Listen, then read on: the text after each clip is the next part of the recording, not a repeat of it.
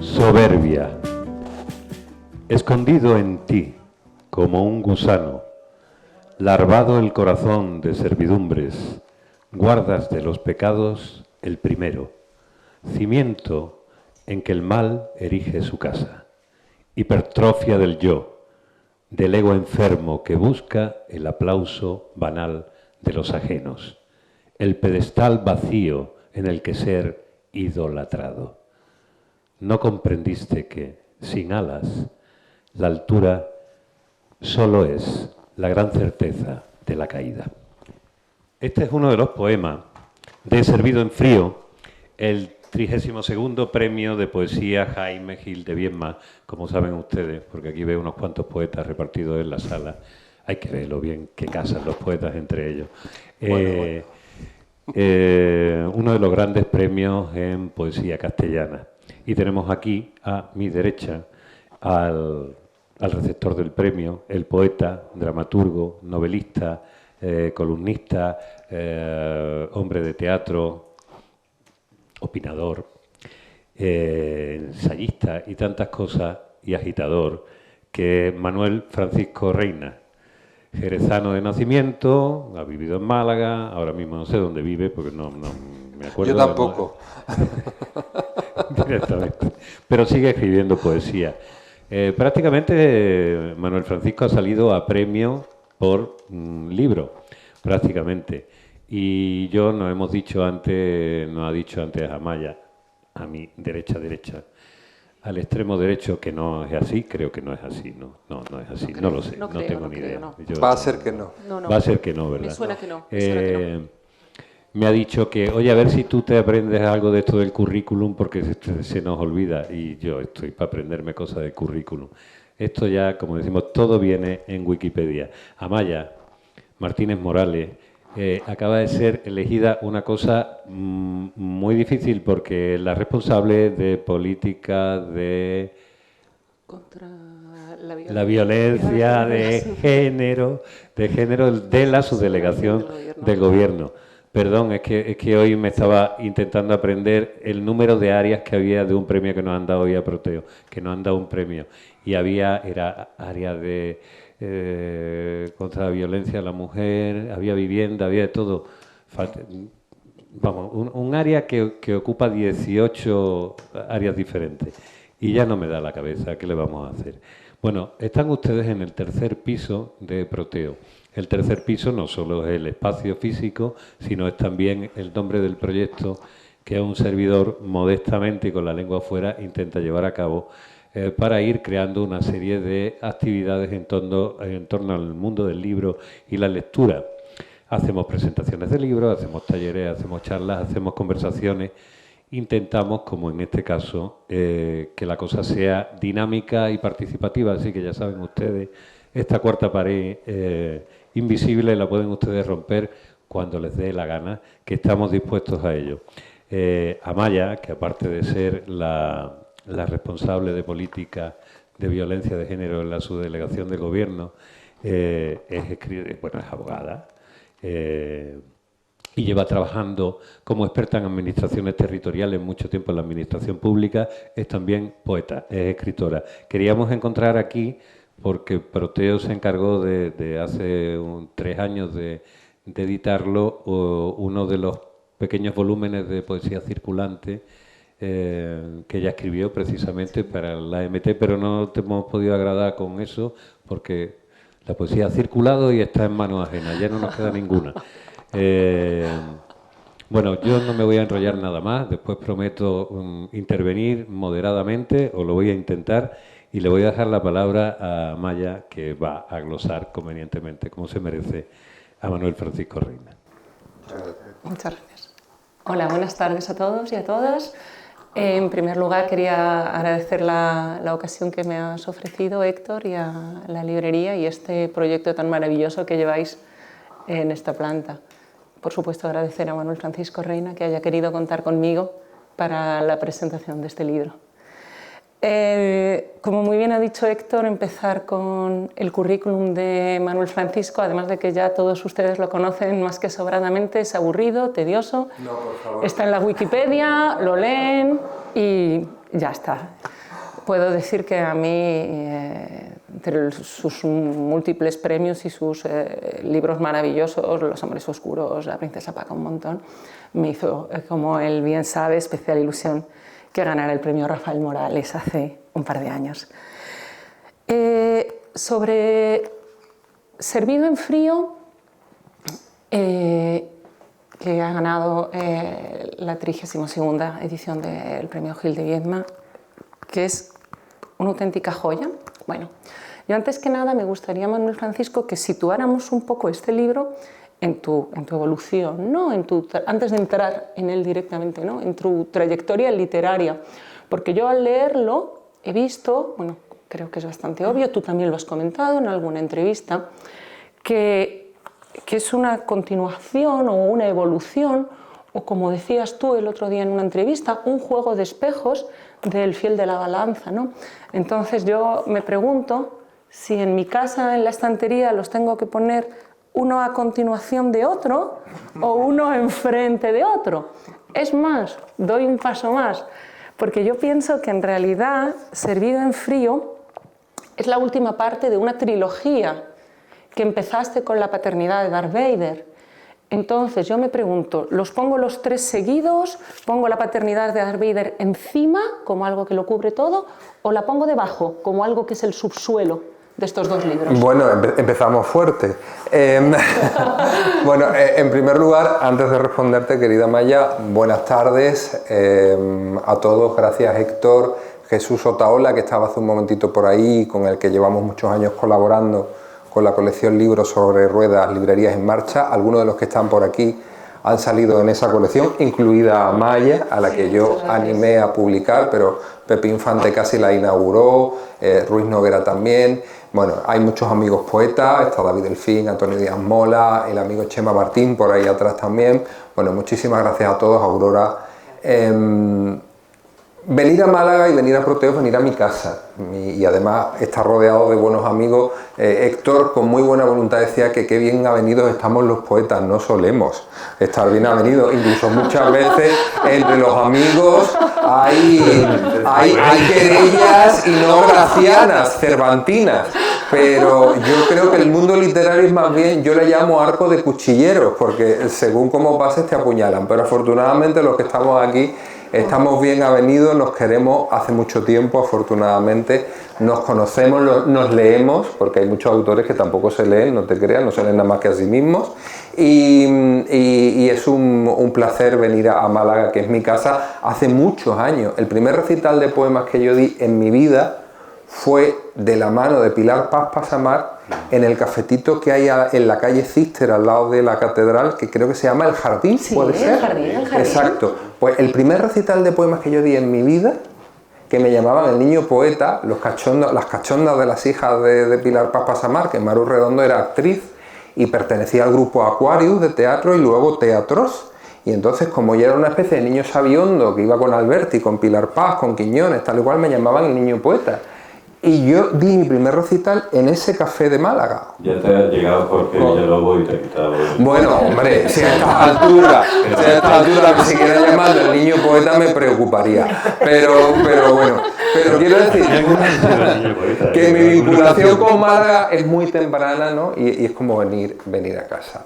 Bueno, dar las gracias por supuesto a Héctor y al Tercer Piso, a Proteo Prometeo, y a todos los amigos, y especialmente a Maya, ahora ya señora directora del Instituto contra la Violencia de Género, de la Subdelegación del Gobierno, pero afortunadamente para nosotros, amigos hace mucho.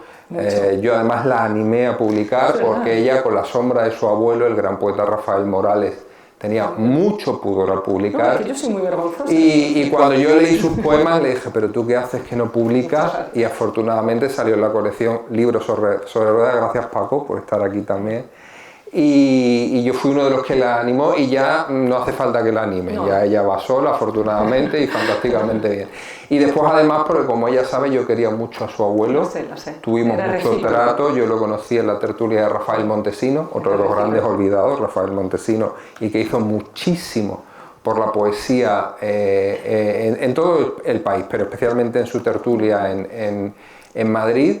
Y yo conocí a Rafael Morales ahí, nos hicimos grandes amigos. Es más, él, como está en los agradecimientos de los amores oscuros, me contó más de una confidencia sobre Juan Ramírez de Lucas, porque ellos compartieron pensión en Madrid cuando Juan Ramírez de Lucas conoció a Federico. Así es, o sea así es. que cosas muy curiosas y cómo la vida a veces nos Así va es. intercomunicando, ¿no?, de una manera.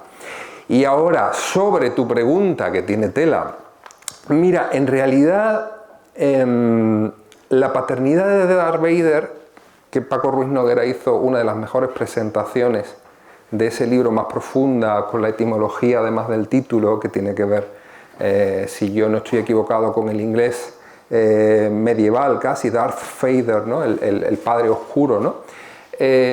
No tiene demasiado que ver con Servido en frío y con El fiel de la balanza, porque en realidad ese libro es un libro que tiene más que ver con un tema familiar, y estos otros dos libros tienen más que ver con un ámbito sentimental, amoroso, es decir, son ámbitos distintos. Lo único que sí tienen en común, y eso sí está bien visto, es el descarnamiento de la expresión de los tres libros, pero en realidad pertenecen a ámbitos poéticos distintos. Tú sabes que yo soy un poco poliédrico en ese sentido y voy saltando de unos temas a otros. De hecho, hay libros que salen enseguida, como sucedió con El fiel de la balanza o como Servido en frío, y hay otros que tardan muchos años en escribirse.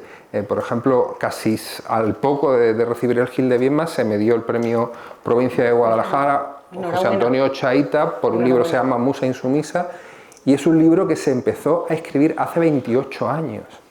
Es decir, algunos de esos poemas incluso salieron en unos homenajes a Paca Aguirre y a Guadalupe Grande, estando vivas ellas dos, pero el libro no se ha completado hasta hace muy poco y va a salir ahora, ¿no? Entonces, yo soy un poco raro, pero estos dos libros sí están relacionados. Es verdad que El fiel de la balanza y Servido en frío sí están interrelacionados y hay un juego de espejos entre ellos. No solo evidente. están interrelacionados, es que en el poema Temperancia lo citan, ¿no? Por si alguien no, por si algún despistado, que siempre los hay, dices, bebe el agua serena de alegría del que ha sido el fiel de la balanza. Claro, por si alguien no se ha dado cuenta que estábamos hablando de lo mismo, nos dice, a ver, por favor, vamos. No, hay un diálogo entre los dos libros.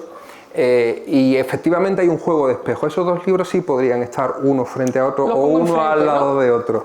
Y hay un juego premeditado. El fiel de la balanza es un libro de poemas en prosa o proemas, como dicen los especialistas, pero es un libro escrito sobre la perfidia, que es la quiebra de la fe depositada en alguien, que además quiebra todo tu sistema de valores, tu comprensión del mundo, tu equilibrio en el mundo, y es la búsqueda del reequilibrio a través de la palabra poética, y eso es el fiel de la balanza.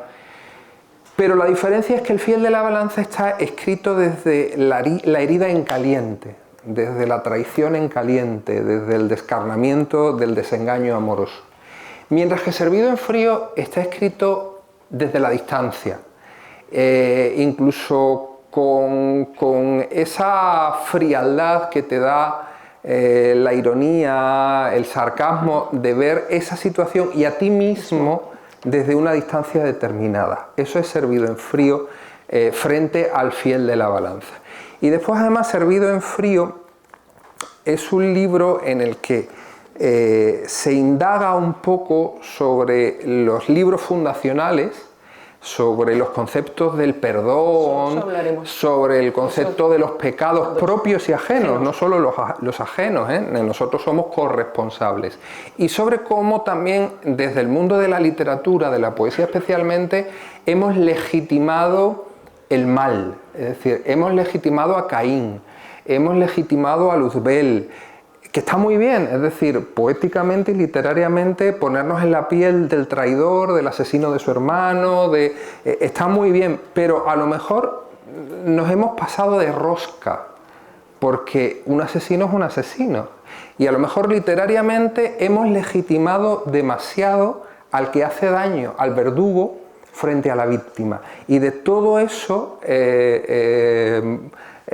trata Servido en frío también. El título evidentemente tiene que ver con esa frase maravillosa de Choderlos-Laclos, de Les liaisons dangereuses, de las amistades peligrosas, en el que dice que la venganza es un plato que se sirve en frío. Aunque aquí también se juega un poco con si la venganza es a veces el rostro más antipático o el rostro tabú de la justicia. Porque como decía Bergamín, el tiempo pone las cosas en su sitio aunque no sea el sitio donde antes estaban. Es decir, que todos confiamos en esa cosa de que el tiempo pone las cosas en su sitio. Pues sí o no, pero a veces las recoloca y hace justicia, pero no exactamente deja las cosas como estaban, ¿no? Y hay otra cosa que creo que es interesante de Servido en frío, y es la revisitación de los que se llaman los textos fundacionales o los textos sagrados, el Talmud, la Torá, la Biblia, porque es curioso, sobre todo en nuestra concepción judeocristiana católica, cómo nos ha calado, incluso los que no somos practicantes, eso de poner la otra mejilla, ¿no? Eso de que para ganarnos el reino de los cielos tenemos que perdonar siempre, aguantar todas las canalladas y tal, y de pronto, releyendo esos libros, yo me encontré con una frase que me dejó muy descolocado de San Juan, que es un poco el díscolo de los 4 evangelistas, no solo por el Apocalipsis, que estuvo a punto de no entrar en los textos supuestamente inspirados porque ponía muy en solfa la institución de la Iglesia y tal, pero fíjate, cuando se habla precisamente del pecado y del perdón de los pecados, lo que dice San Juan, que yo lo utilizo como cita en una de las partes del libro, dice: a quienes perdonéis los pecados, les quedan perdonados. A quienes les retengáis, a quienes se los retengáis, les quedan retenidos. Es decir, que esto del acto de contrición, o sea, yo te hago la vida imposible, te destrozo la vida, te asesino como Caín Abel, tal, y ahora yo me arrepiento y tengo la salvación de mi alma eterna sin ningún problema. Pues dice San Juan que no. Que no. Que eso no es así, ¿no? Y entonces con todos esos elementos y con todas esas reflexiones, con mucha ironía a veces, con mucho sarcasmo, a veces con dolor también, juega Servido en frío, ¿no? Pero si me permitís voy a leeros un poema que es el que abre el libro. A mí me gusta mucho la estructura aristotélica de los libros. Sí, dime. La estructura del libro me parece, bueno, como todo en ti, pensadísima, calculadísima. La estructura no es casual, igual que tus metáforas ni tus adjetivos. Yo muchas veces leo cosas y digo, aquí los adjetivos los han echado así. Las metáforas, pues podía ser esta como podía ser otra. Cuando uno lee Servido en frío, se ve que está todo tan pensado. Entonces, a mí la estructura, para aquellos que no... ¿Me dejas un instante? Sí, cómo no, por favor. Un instante. Para aquellos que no tengan el libro, que hoy lo van a tener seguro, la estructura es estupenda y es muy curiosa porque y con dobles, triples y cuádruples lecturas. Primero hay un poema que me imagino que es el que vas a leer ahora y es interesantísimo porque es un poema que abre el libro, que está fuera de las 3 partes que tiene, abre el libro y a la vez abre la herida. Y ya queda abierta el libro y la herida. La reabre más bien. O la reabre. Sí, porque la herida está en el fiel de la balanza. La reabre. Y luego tiene 3 partes, además muy curioso, el perdón de los pecados, 18 poemas, 7 más un pecado. A mí que el 8º pecado sea la vanidad me parece estupendo. Luego podemos hablar de la vanidad. La segunda parte, disimilitudes, también son 10 poemas, 7 virtudes. Y luego, las virtudes teologales. La epístola moral a Infamio, que me parece un toque de humor divertidísimo. El que no la haya leído, que lea, porque yo con lo de Infamio me está riendo mucho. La ironía no hay que perderla nunca. Y luego, la última parte del libro, que es Servido en frío, y el último poema a su vez, que es Servido en frío, bueno, lo cierra de alguna manera, como me imagino que leerás el primero y el último, pues a al hilo de ellos, si quieres los comentamos. Efectivamente, la estructura está muy pensada, ¿no? A mí me gusta mucho la estructura aristotélica en 3 partes. Ya sabéis que para los griegos el número 3 era el canon de la perfección, ¿no? Por ejemplo, en las esculturas el torso tenía que medir 3 veces la cabeza, la pierna igual y tal. Y ellos los libros los solían dividir así en 3 partes con un pequeño prólogo o proemio. Entonces yo me gusta jugar a eso y efectivamente la primera y la segunda parte pone en espejo también los pecados con las virtudes teologales y efectivamente se cierra con Servido en frío, ¿no? El primer poema, que es el que hace un poco de pórtico, efectivamente es el que reabre la herida, que se llama Los labios de la herida, se llama el poema. Pero en realidad hay veces que uno inventa poco. Es verdad que yo era más barroco al principio cuando comencé a escribir mis primeros libros, pero después llevo muy a gala esa máxima de Huidobro, el adjetivo cuando no da vida mata, ¿no? El adjetivo es maravilloso, pero hay que tener cuidado con él, ¿no? Entonces sí me estoy volviendo más sobrio, más preciso en la adjetivación, ¿no? Pero este poema que abre el libro y que reabre la herida, en el fondo es poetizar una realidad, de pronto una historia acabada, pasada y tal, y ya un poco a beneficio de inventario, y de buenas a primeras alguien te manda un mensaje, esa persona con la que tú ya no tienes nada que ver y ya ha finiquitado hace muchos años y tal y cual, te manda un mensaje que tú no entiendes muy bien, ¿no? Y reabre como una especie de parcela en tu cabeza, en tu emoción, en tu historia, ¿no? Y eso es Los labios de la herida, que dice así: invoca la memoria los labios de la herida como un corte de papel profundo, inesperado. La antigua puñalada del pasado reabre la nueva cicatriz de este presente. Este no olvidar impenitente repentiza los daños de una vida ya mudada en la piel de otro cuerpo que era el mío, sepulto en el dolor de un desengaño. Y aunque pasan los años como siglos, un mensaje imprevisto de un fantasma conjura aquel demonio de perfidia que casi te mató tan sonriente.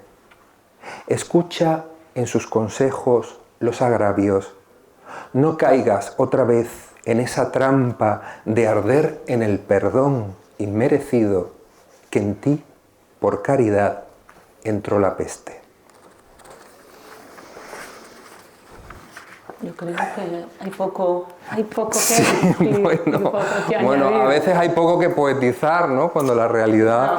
Es muy curioso porque yo creo que en este poema ya nos avanzas el hilo conductor. Creo que vas a usar esto. ¿Sí? Sí, se está oyendo ahora sí, así. Ah, vale.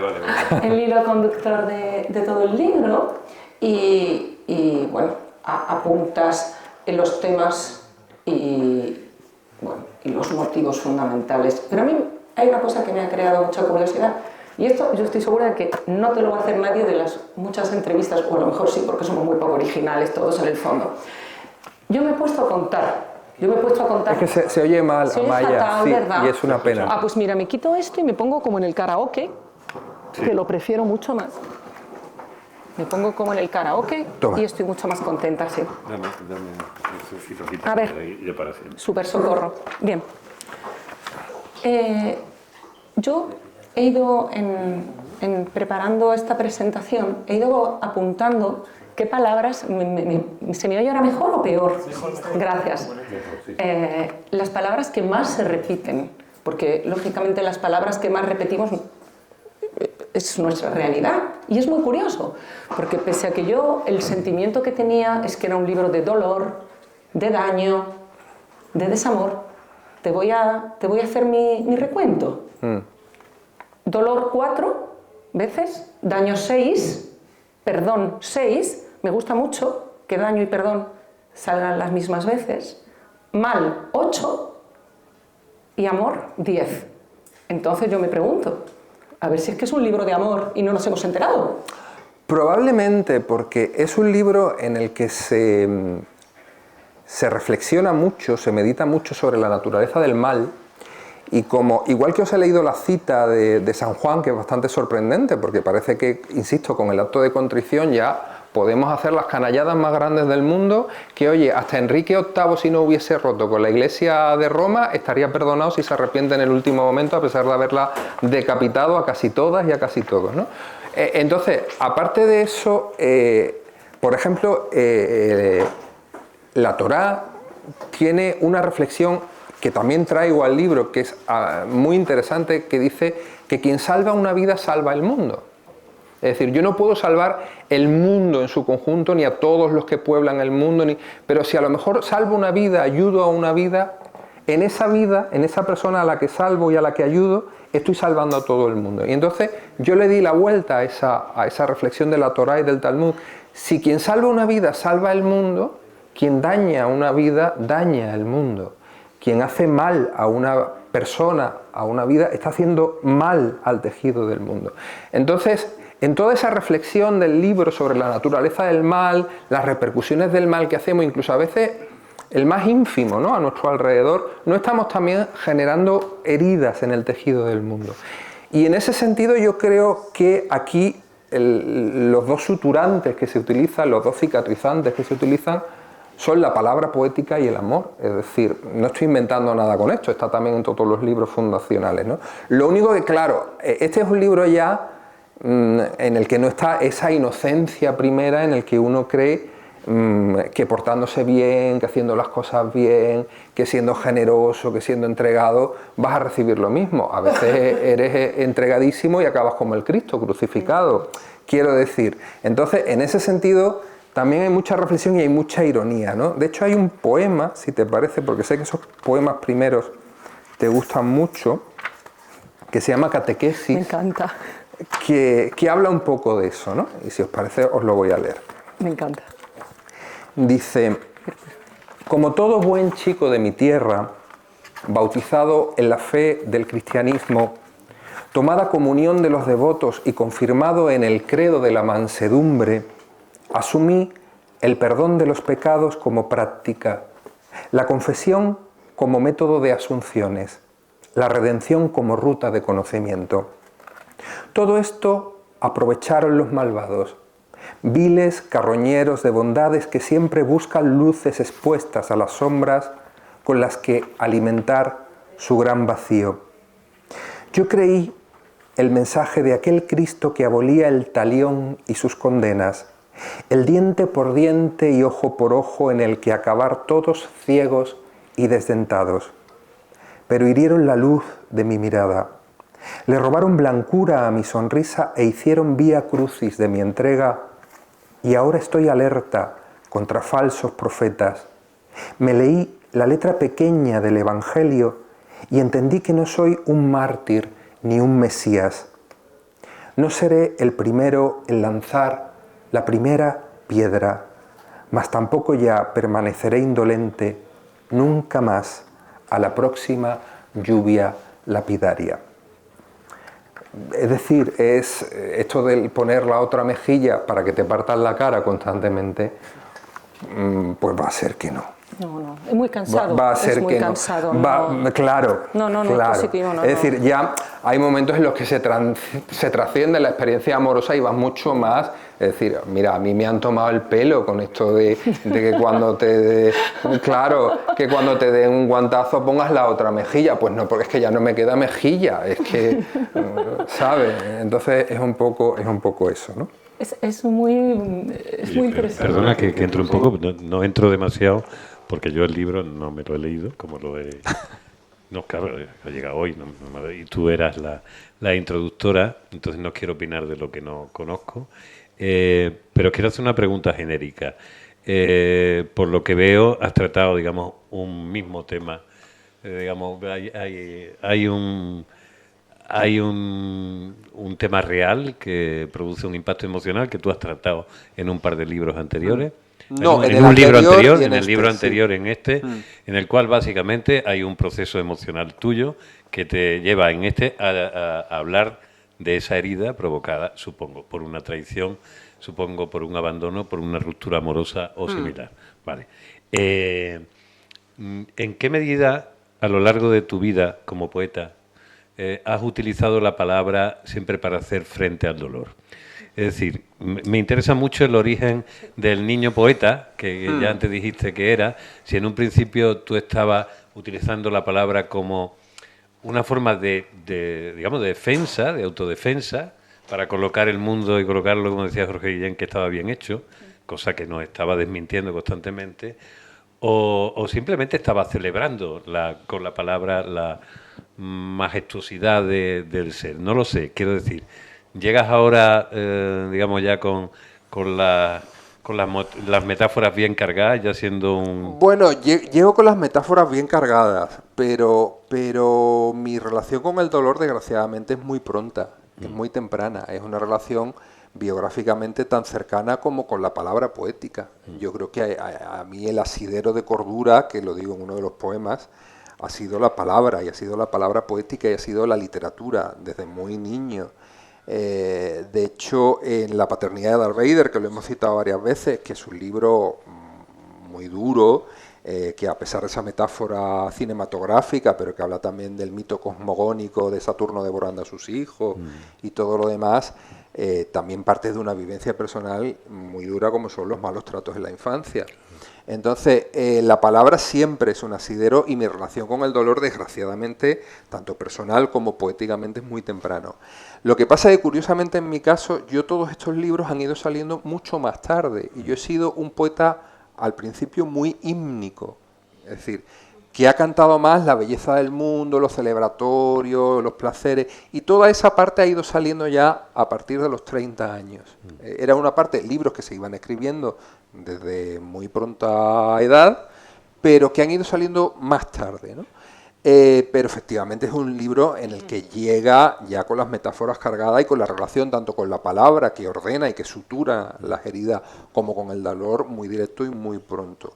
Lo que pasa es que es verdad que, aunque tanto El fiel de la balanza como Servido en frío parten de una vivencia personal, se trasciende mucho más allá de eso, ¿no? Porque, sobre todo en este segundo libro, ¿no? Porque ya, aunque hay a veces interpelaciones directas, sobre todo los poemas más irónicos y más sarcásticos, que también se ríen de mí mismo, porque en los fracasos también nosotros somos cómplices, aunque hayamos sido más o menos víctimas de una historia, ¿no?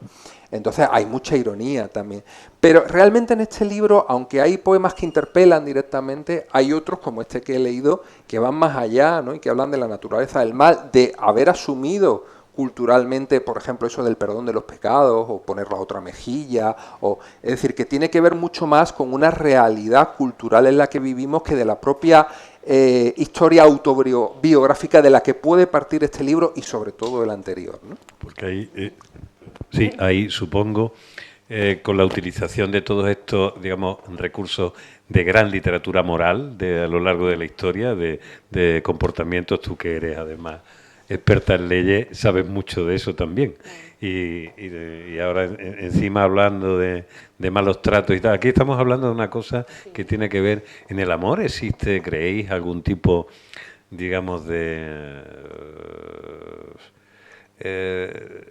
ética o de leyes que no deben ser traspasadas, más allá de las que nos refieren como seres humanos, de los derechos de seres humanos?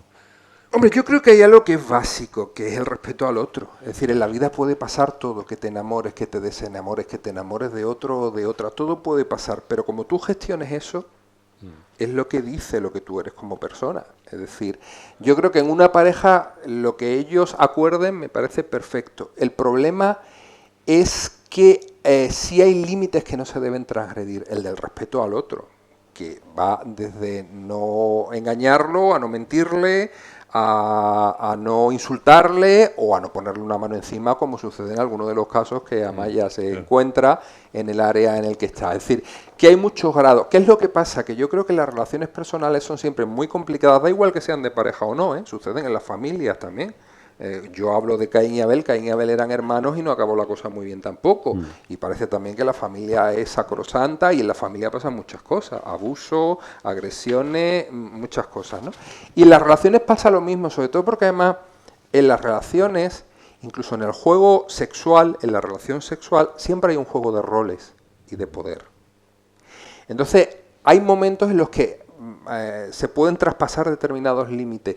Y si esos límites están consensuados, a mí me parece estupendo. Decía Woody Allen cuando le preguntan, en sus películas el sexo siempre es sucio, es que tiene que ser así, y él decía, si está bien hecho, sí. Si está bien hecho, sí. Bueno, pues sí, es decir, no estamos hablando de eso.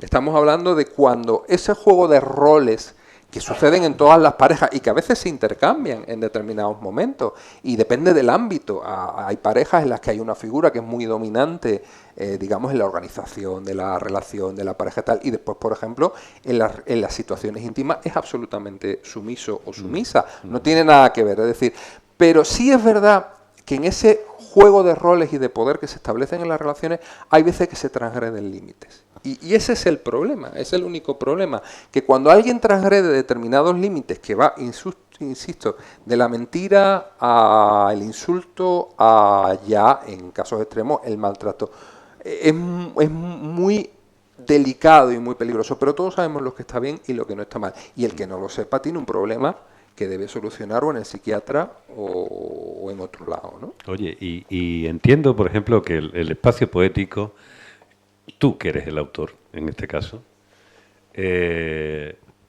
digamos que es tu territorio sagrado.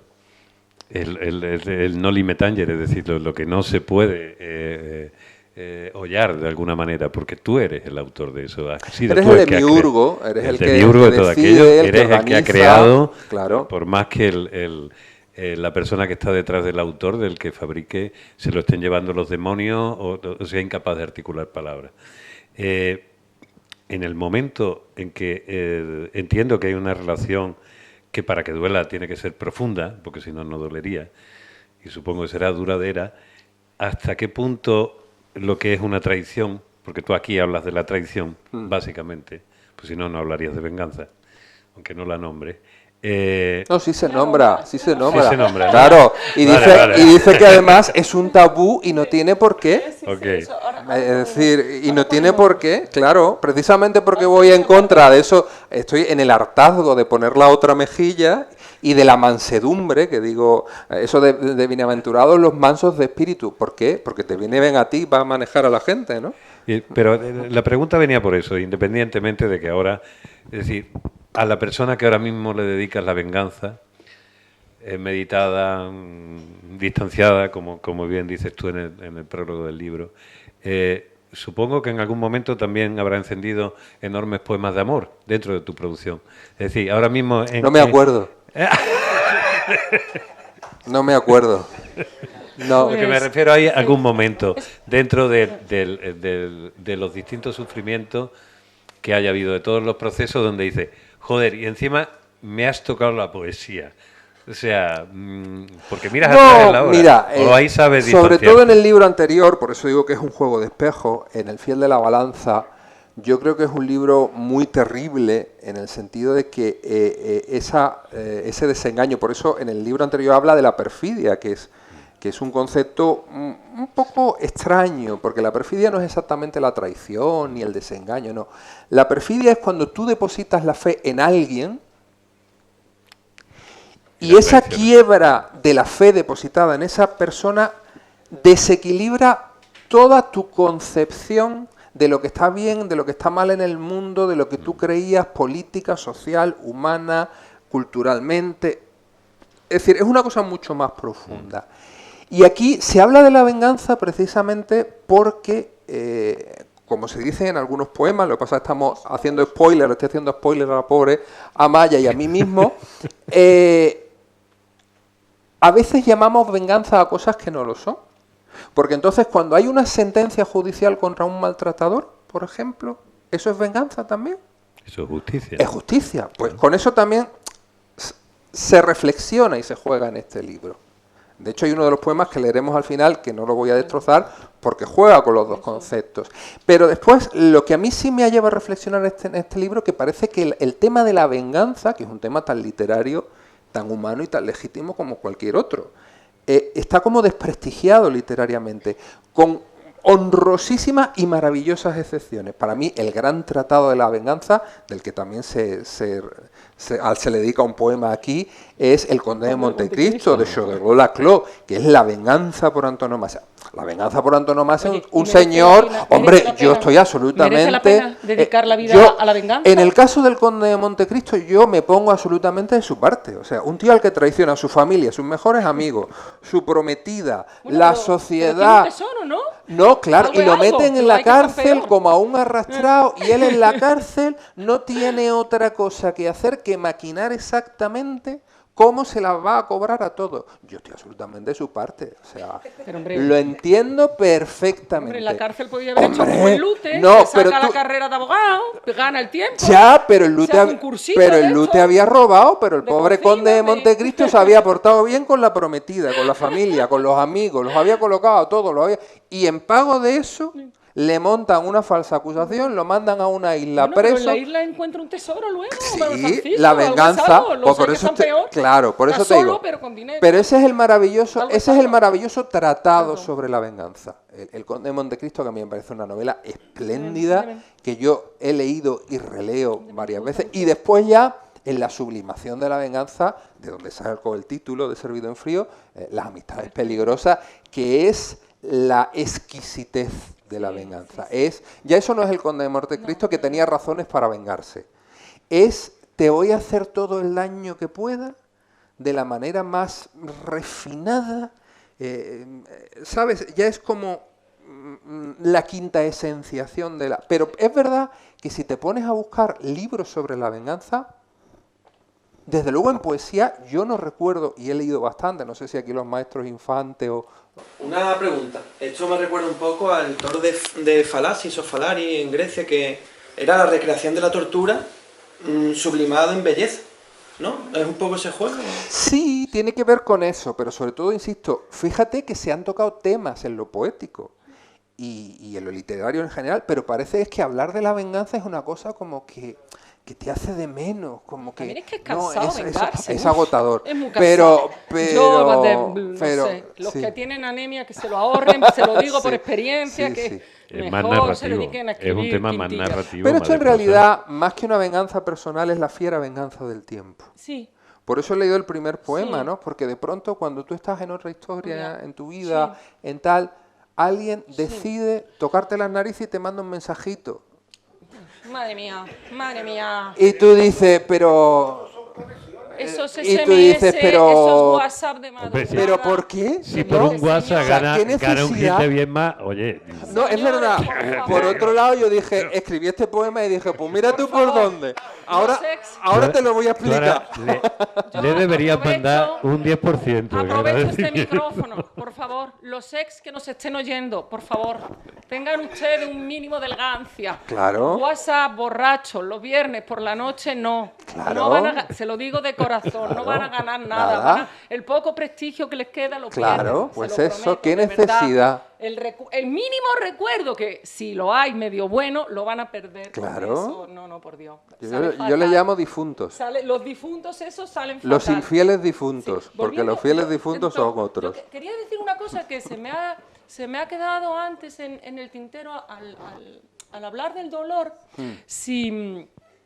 Si tu amigo Félix Grande, con la paternidad de Darth Vader, dijo que lo que había que hacer, o lo que tú habías hecho, Sí, quizá... eso lo pone en la contraportada del libro, que es era un regalo maravilloso de Félix Grande. poner el dolor al servicio de la vida, yo voy a hacer una especie de trasunto y digo, bueno, yo creo que tú lo que has hecho es poner el dolor al servicio de la literatura, o mejor aún, al servicio de tus lectores. Con lo cual yo creo que nosotros hemos ganado bastante como lectores con todo No, tu y yo también, sufrimiento. con el Gil de tú Viedma, que también, no tú contaba también. con ello, Aquí ¿eh? win-win, efectivamente.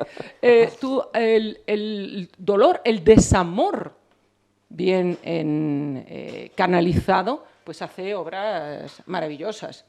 No, además, tú sabes que yo adoraba a esa familia. Para mí, bueno, a mí me acogieron en Madrid, la familia Aguirre Grande, y yo era uno más en Sí, esa eran casa. estupendos. Y cuando Félix leyó, antes de que se publicara La paternidad de Darth Vader, él, por razones personales que no voy a citar ahora, pero muy concomitantes con el origen de ese libro, él escribió ese textito porque yo no tenía claro publicarlo. porque era un tema muy doloroso para mí, que además no solo me concernía a mí, concernía también a mis hermanos, a mi madre. Es más, yo no me atreví a publicarlo hasta que mi madre lo leyó. Y entonces me dijo, públicalo. Y cuando él lo leyó, que yo no tenía claro si iba a publicarlo, él que no le gustaba hacer nada prólogos, ni contraportadas, ni nada por el estilo, escribe ese textito y me dice, tienes que publicarlo. Dice, a mí la lectura de este libro me ha hecho más bien que un montón de años de psicoanálisis y le va a ayudar a mucha gente. Y entonces él dice una cosa que es lo que tú has dicho, pero con un par de palabras más que me parecen fundamentales. Dice, hay que poner al dolor a trabajar al servicio de la vida. Y es verdad, porque si tú te quedas con el dolor dentro, con la herida infectada, sin cicatrizar, tal, con el resentimiento, en realidad eso no sirve para nada, no fructifica en nada y para lo único que sirve es para pudrirte a ti. Entonces, en realidad, como digo, este libro es un libro que profundiza sobre la naturaleza del mal.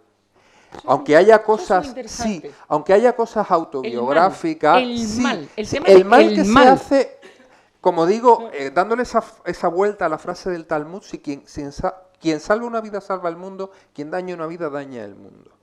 Esa es la reflexión sobre el mal, aunque después haya guiños muy irónicos y muy tal, ¿no? Es que es muy interesante en este libro el mal.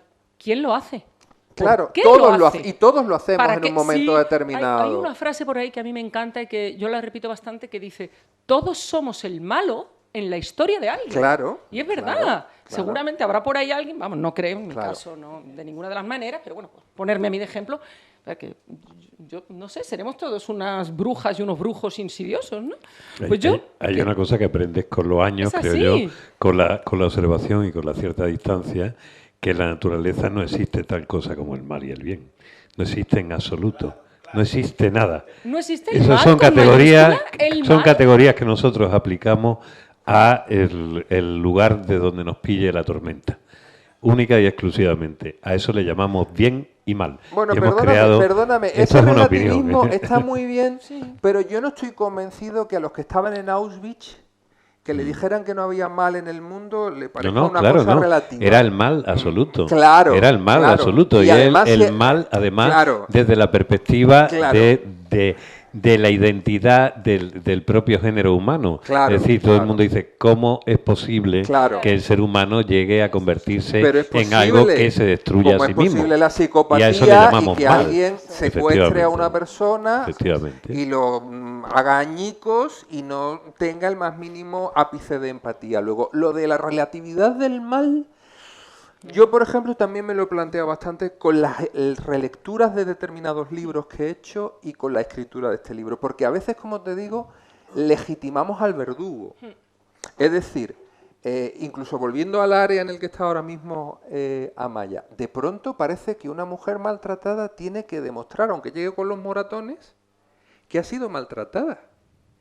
Y incluso jurídicamente la carga de la prueba está en realidad en la víctima. Entonces, todo eso que yo lo entiendo con el garantismo jurídico que debe primar y todo lo demás, pero llega un momento en el que tú dices, cuidado que a lo mejor nos estamos pasando de frenada, que es muy bonito literariamente. Yo adoro Insistencias en Luzbel, por ejemplo, ¿no? De Brines. Y todos nos fascina la figura del ángel caído y tal y cual. Sí, pero bueno, como postura el ángel estética, caído se convierte en el demonio también. Caín y Abel, el pobre Caín, toda la eternidad vagando por el mundo con la marca y tal. Fantástico, pero el que le abre la cabeza y asesina a su hermano es Caín. La víctima es Abel y sin embargo el que ha quedado literariamente es Caín. Entonces, todo eso a mí me parece que cuando yo encaro este libro es una vuelta de tuerca en el que yo digo, cuidado, que a lo mejor a los poetas, de hecho en uno de los poemas lo dice, se nos ha pasado la mano con la legitimación del mal y ese tipo de cosas. No creo que los asesinos vengan de mano de gente que lee poemas. No, pero entiéndeme la reflexión que Hitler escuchara sobre cosas, el mal, ¿no? Y leyera cosas. Y pintaba, decían. Sí, absolutamente. Oye, ¿por qué no leemos algún poema más? ¿Leemos algo más? Sí. ¿Leemos un poema más? ¿Lo lees tú? Bueno, pero no sé cómo vamos de tiempo, porque... Pues no nos queda mucho y tenemos que hacer, una lectura de un par de poemas Te hago las preguntitas finales, ¿vale? Y dejamos aquí que estas criaturas quieren que les firme. A ver. Hay que separar el mundo y las personas. Y dejarlo. Nosotros enfocamos. Un ejemplo, por ejemplo. La Tierra no tiene luz, ni tiene fuego, ni tiene calor. Tiene que ser el sol. Luego nos viene de fuera y creemos que todo viene de aquí. No, viene de fuera. Y el problema del hombre es que cree que ha nacido y vive aquí. Y de aquí no es. Bueno, también hay un núcleo en la Tierra, magmático y mantado. No, pero que... ponle una cortina. Sí, a no, pero nosotros, si le podemos poner en 3 días cortina... estamos muertos, todo el mundo muerto. Sí. Helado. Pero bueno. Y pasa lo mismo con el hombre, perdona. Con el hombre. Los seres humanos estamos aquí. Sin embargo, tiene que venir alguien de fuera que nos ha sembrado aquí. Y esa conexión que hay es la que no se debe romper. Ni en el hombre, ni en los astros. Pero mezclar los dos me parece un poco complicado. Bueno, después terminamos con el debate metafísico, porque es fascinante, pero vamos a dejar ahora Mira, yo la voz al a poeta. Maya le apetece leer un poema y después de que la hemos liado para esta cosa... ¿Empiezo yo? Bueno, pues yo voy a leer un poema que es un poco de los poemas malvados, de los poemas vengativos, ¿no? En fin, que se llama Políticamente Incorrecto. Sí, por un instante me permito maldecirte, desearte el mal mismo que causaste, que aquel en quien amor depositaste te sea ese mismo que te apuñale sin esperarlo, que te diga que estás neurótico, que no es cierto lo que creen que ven tus ojos y que te engañan los signos conocidos, los desaires, los cambios de conducta y de horarios. Que aquel olor a sexo que no es tuyo, en la ropa escondida entre la sucia, es tan solo tu absurdo desvarío, producto de tu extrema fantasía. Que un día, cuando creas que estás loco, que confundes realidad y delirios, te encuentres la verdad ya cara a cara y en tu cama tu amor en otros brazos y el camión de la mudanza sea tu respuesta.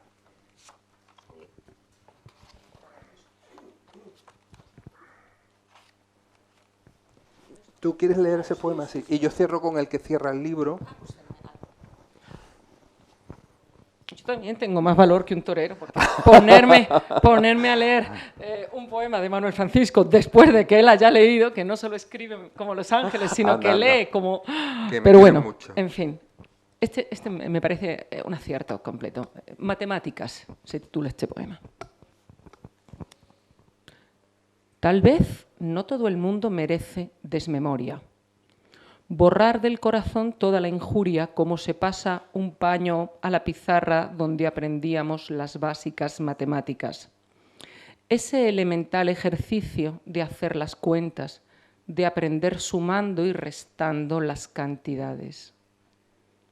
Vivir también es hacer inventario, llevar la contabilidad de nuestras heridas, el cómputo final de los errores, el máximo común divisor de nuestros fallos para no andar perdido en decimales. Yo sumé en tu vida verdad y afecto. Multipliqué tus dones con saber y esperanza. Tú restaste mi ser con la mentira. Dividiste mi voz y mi luz con vanidades.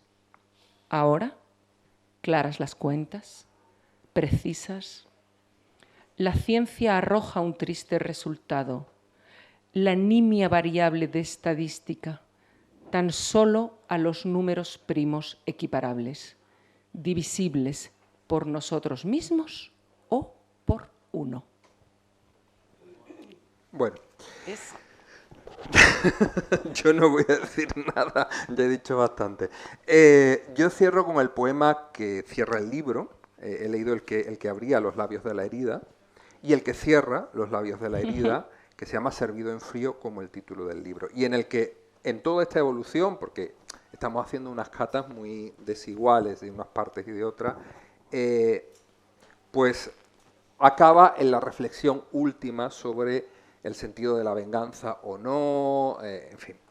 No me extiendo más y leo el poema que da título al libro y que cierra el libro. Servido en frío. Ha venido el tiempo a presentarme sus respetos. Me cuenta que tu vida es ahora un desastre y que recibes cosecha del mal que hiciste, multiplicando el daño por 7 veces 7. Me ha entregado tu cabeza en bandeja de plata y no sabía ya quién eras. Un vago nombre, igual que esquela de un difunto desconocido, como un recuerdo muerto en la memoria. Rostro de la venganza cuando ya no consuela. Tal vez es la justicia la que se sirve en frío.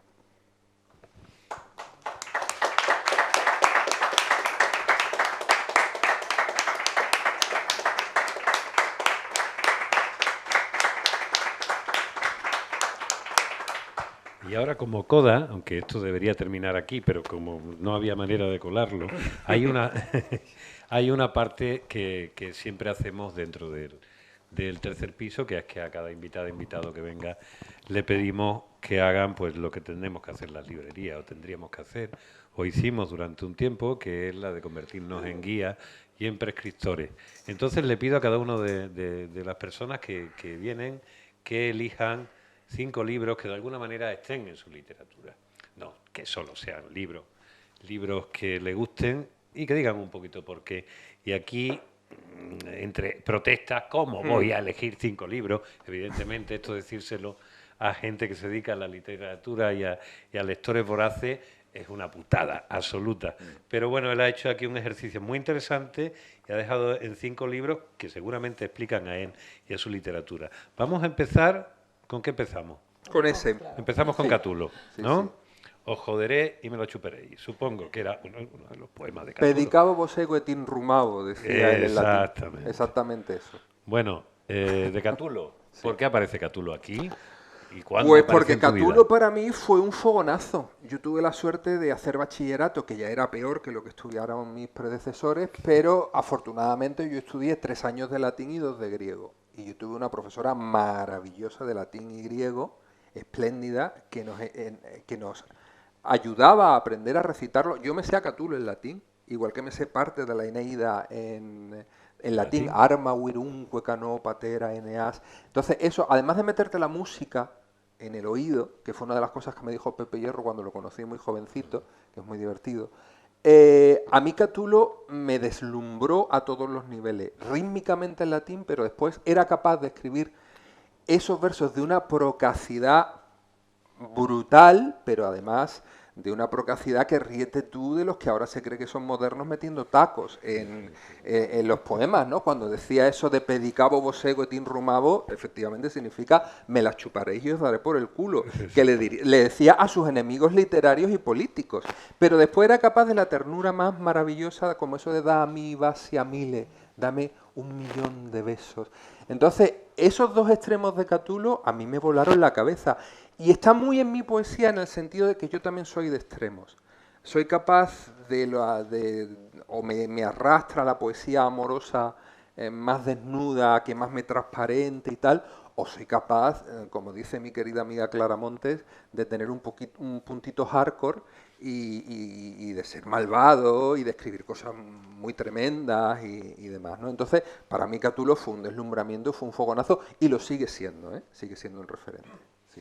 Después de Catulo, ¿hacia dónde nos vamos? Pues yo creo que nos vamos aquí.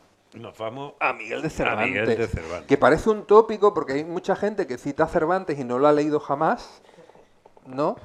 Pero es que el Quijote yo lo siento por los anglosajones, pero es que la novela moderna se inventó en español y se llama El Quijote de la Mancha. Pero además de que sea la creación de la novela moderna, que yo creo que cualquiera que de verdad quiera escribir novela tiene que leer por narices El Quijote, pero no el Quijote adaptado. Yo lo de las adaptaciones Yo esto de que alguien, por muchos libros que venda ahora, se crea con derecho a enmendarle la plana a uno de los padres de la lengua española, me pone de una mala leche, pero vamos. Han empezado por Roald Dahl. Van Ya, imparables. pero ese Van nos imparables. pilla en otra lengua. Pero aquí también hay algunos que se creen que le pueden enmendar la plana al Quijote.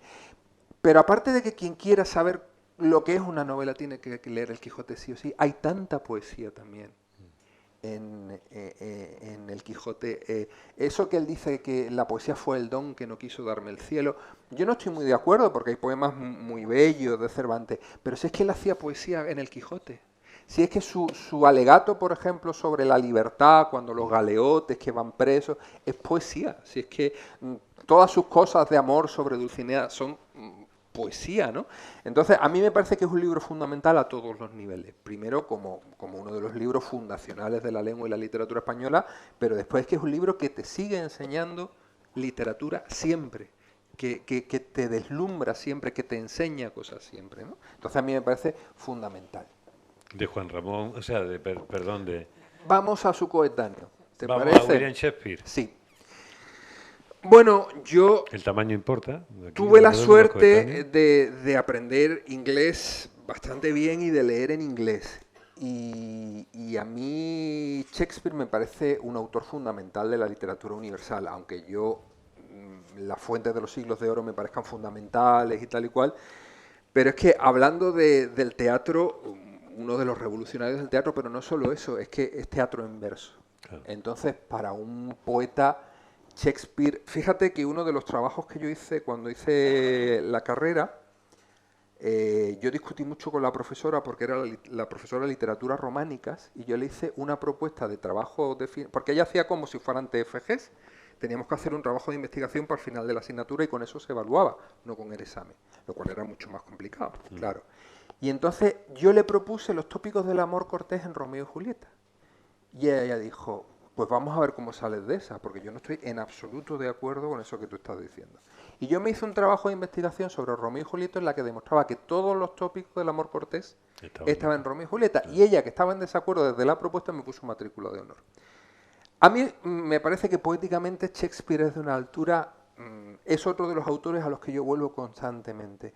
Incluso traducido, sigue teniendo una potencia que eso le pasa a muy pocos poetas, porque hay poetas que traducido, por supuesto que pierden musicalidad. De hecho, hay uno de mis libros que se llama Solo tu nombre es mi enemigo, que es un homenaje a Shakespeare y a la poesía, cuando en la famosa escena del balcón, yo es que me lo sé de memoria, en la famosa escena del balcón está Julieta y le está oyendo Romeo, pero ella no sabe que está. Y le dice, porque ¿qué es Montesco? No es mano, ni pie, ni parte alguna de hombre conocido. Solo tu nombre es mi enemigo. Es que es de una belleza, incluso traducido, que es que yo creo que cualquiera que tenga sensibilidad poética o que quiera ser poeta, se tiene que acercar a las imágenes. Si lo puede leer en inglés, mucho mejor.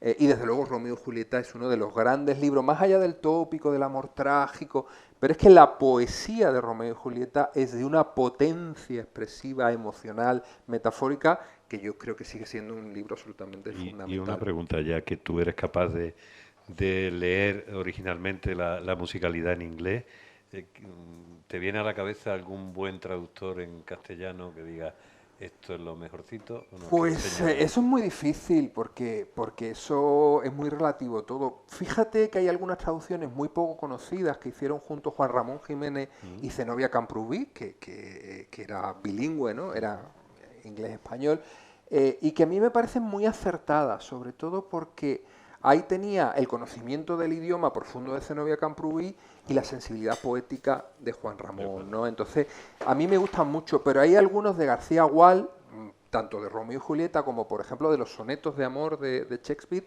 que a mí me parece que conservan bastante la musicalidad del inglés y las imágenes poéticas. Por otro lado, en ese momento, aunque sean dos idiomas, tanto la literatura isabelina, que es a la que pertenece Shakespeare, como la literatura española estaban mucho más cerca de lo que creemos. Porque en ese momento todos querían imitar los cánones italianos del endecasílabo.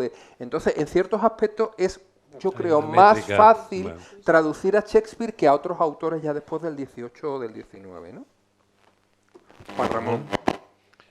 Habías pedido tiempo y espacio.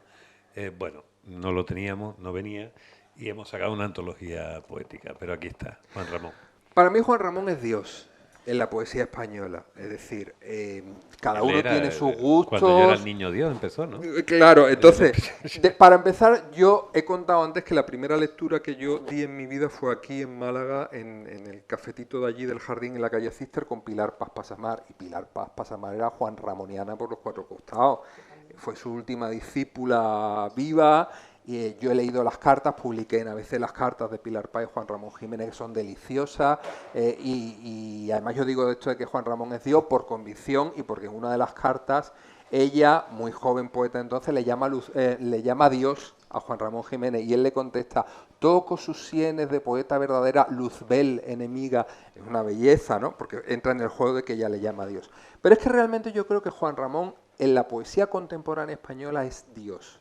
O sea, porque es un poeta también muy poliédrico, y a mí me gusta todo, ¿eh? Él se desdijo de toda su primera etapa modernista, y a mí me gusta hasta el Juan Ramón flamenco, que hay un Juan Ramón muy desconocido que escribía letras flamencas, o sea, y a mí me fascina hasta ese Juan Ramón. Pero yo dentro de Juan Ramón te pedí espacio y tiempo, porque yo creo que junto con el Ocnos de Cernuda, y está ahí Ruiz Noguera, que esto también sabe mucho, yo creo que Juan Ramón, con esos últimos libros, Espacio y Tiempo, Animal deseante y deseado, revoluciona la poesía española contemporánea, se mete en el poema en prosa, que es una cosa muy difícil, muy difícil, y a mí me parece que es un poeta fundamental. Y después, además, es un poeta al que yo creo que se le ha echado muy mala prensa con eso de que era un poeta raro. No ha jodido Mayo, pues yo poeta raro conozco mucho y no tienen el talento de Juan Ramón, ni la obra de Juan Ramón.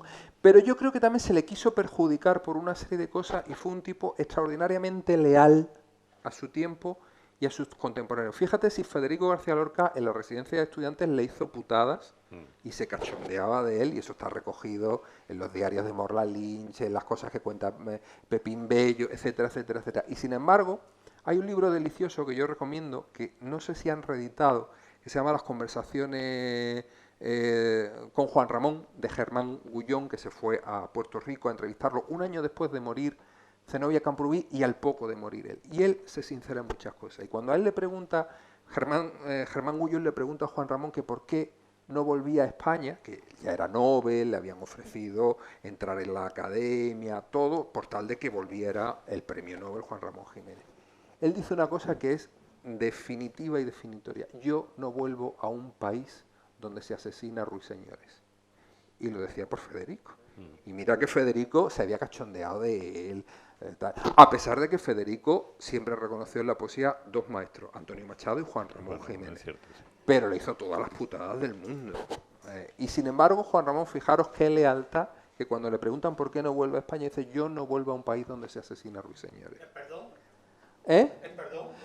Bueno, el perdón no, él no perdonó que a una criatura a la que él conoció siendo un niño, prácticamente, como era Federico, con ese talento, pero también con esa luz, se le asesinara de esa manera, y él eso no lo perdonó. Eso no tiene que ver con... Además, como voy contando, hay cosas que son imperdonables. El asesinato de Federico es imperdonable, por ejemplo. Y en todo caso, el que podría perdonarlo es Federico, y no puede ya tampoco. O sea que... Estábamos hablando de Federico y vamos a terminar con Federico, que no poca gasolina, inspiración ha significado en tu vida. Pero fíjate que yo con Los Federico sonetos del amor oscuro, he tenido precisamente, una relación contextualiza, ¿no? de amor-odio, ¿no? He tenido una relación de amor-odio porque andaluz, ya me rapo la cabeza, pero en su momento moreno, no sé qué, no sé cuándo, era como lorquiano ya de por mí, hijo de torero, no sé qué, o sea, era una cosa, yo ya era como lorquiano de por mí, ¿no? Y después, claro, la fascinación de Federico, yo me sabía el romancero de memoria, el poema del Cantejondo, claro. Y de pronto a mí me pasa una cosa, y es que conozco prácticamente adolescente, cuando empiezo a ganar mis primeros premios de poesía, a Rafael Alberti. Y Rafael Alberti me recibe y me dice que le lea unos poemas. Eso lo comento muchas veces con María Asunción, que ha estado aquí en algunos de los ciclos que hemos organizado. Y Rafael se queda muy serio y me dice: sí, está muy bien eso que estás escribiendo, pero ¿sabes qué pasa? Que Federico ya había uno y yo lo conocí, era mi amigo. Me hundió. O sea, tú imagínate con 15, 16 años que Rafael Alberti te diga eso. Yo dije, yo no vuelvo a escribir en mi vida. Claro. Pero después yo dije, un tío como este al que yo estudiaba en el instituto, que es un maestro, que tal, no tiene por qué recibirme, no tiene por qué escucharme. Cuando me dice esto no es para hacerme la puñeta. Me lo ha dicho porque quiere decir algo. Y yo lo entendí perfectamente. Yo entendí perfectamente que con esa edad, un adolescente, apasionado, escribiendo poemas, pues para mí Federico era la locura por una caja de pintura, que diría el propio Alberti. Y yo entendí que ese no era el camino, porque confundir las voces y los ecos, y más cuando tú estás buscando tu propia voz, es muy peligroso. ¿Qué es lo que hice? Que me fui al otro extremo. Me puse a leer en inglés a Shakespeare, a John Donne, a Keats, a Byron, y me vino de perlas. ¿Qué es lo que pasa? Que la vida es como es, y aparte de la admiración por Federico, de buenas a primeras llegan una serie de textos inéditos de Federico que se publicaron en El País y tal igual, y la vida me arrastró, pero ya en la madurez, con casi 30 años, a volver a Federico, a investigar sobre Federico y a releer a Federico, que además... Y a descubrir los otros Federico. Claro, a pesar de que yo seguí leyendo a Federico, pero busqué apartarme de esa voz, ¿no? Pero Federico es fundamental todo, no solo en ese primer Federico. Poeta en Nueva York es un libro que sigue siendo revolucionario, de Iván del Tamarit. Pero esta vuelta de tuerca del soneto, de los sonetos, los sonetos del amor oscuro, al propio Alberti le dio la vuelta a la cabeza, porque él no pensó... Él no los conocía. Él no los conocía. Claro. Él conocía la relación muy tapada por todos con Juan Ramírez de Lucco, pero quien conocía los sonetos era Alexandre, porque se leyeron en su casa, además esa casa tristemente abandonada por todos, ¿no? Pero claro, cuando salen a la luz los sonetos del amor oscuro, yo creo que fue una bomba en el mundo poético. En el ABC cultural, Miguel García sí, Posada. Exacto, García Posada. Pero además son de una belleza, yo me lo sé casi de memoria, ¿no? Porque es cuando parece que ya no se puede aportar nada con el soneto, salen estos sonetos y Federico, apoyándose en la tradición, porque aquí está San Juan de la Cruz, y están los siglos de oro, y están los sonetos también de Rubén, que también fue muy revolucionario, cuando de pronto empieza a escribir, por ejemplo, Rubén Darío sonetos en alejandrino, quiero decir, y no en endecasílabo. Pero, y a mí me parece que es un libro, desde luego, emocional, y si hay que elegir libros de amor, me parece que es uno de los grandes libros de amor por antonomasia, y después formalmente es darle una vuelta de tuerca al soneto, que yo creo que todos los poetas, por muy denostado que esté el soneto, hombre, soneto como churros, como hacen algunos, no, porque son como factorías de escribir sonetos, ¿no?